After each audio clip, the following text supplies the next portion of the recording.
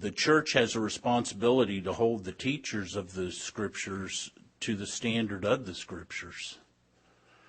And if you guys just swallow everything I say just straight down the gullet, you are in a sad and precarious position. You must examine everything carefully. Now, why? 1 John chapter 4, one of the verses in your bulletin, 1 John chapter 4 says this. He uses the same Greek word. Beloved, do not believe every spirit, but test the spirits to see whether they are from God. Why? Because many false prophets have gone out into the world. He talks about the spirit of Antichrist in the world. God, in his wisdom, has allowed the evil one to sow tares where there is wheat.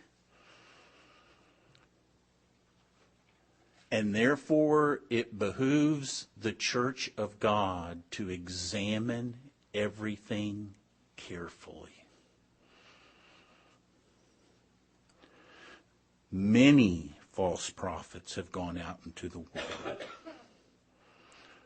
So what test do we run?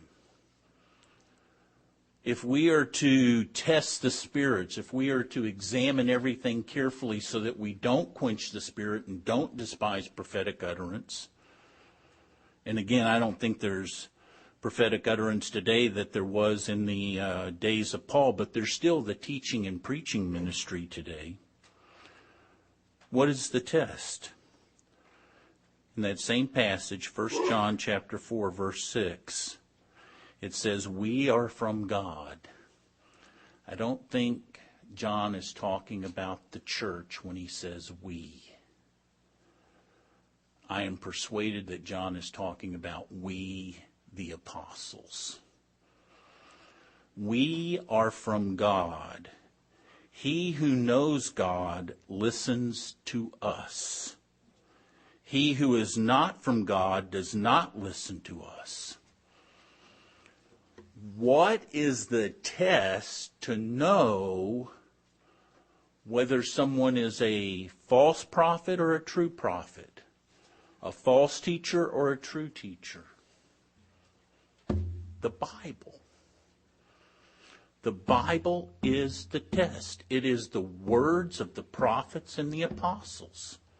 If you listen to us, not me, John and his fellow apostles who wrote the New Testament, if you listen to them, let me say now, then you are of God. But not everybody listens to the apostles. Some people despise prophetic utterance, don't they? They want nothing to do with this. They've made the analysis, they've broken it down, they've come to the conclusion, and they said, I don't want to have anything of the knowledge of God in my life at all. And that's their test, and that's their approval. Some take this book and say it's good. This is interesting. I'll take what I like and not so much the things I don't like. They've made a correct evaluation of the book, but not in their own life. And then some others take this book and say it's the word of the apostles, which means it's the word of God, which means it has bearing in my life in every aspect it writes. And they want a renewed mind to understand this, that they might be able to prove or approve the will of God so that they might walk in righteousness and please Him.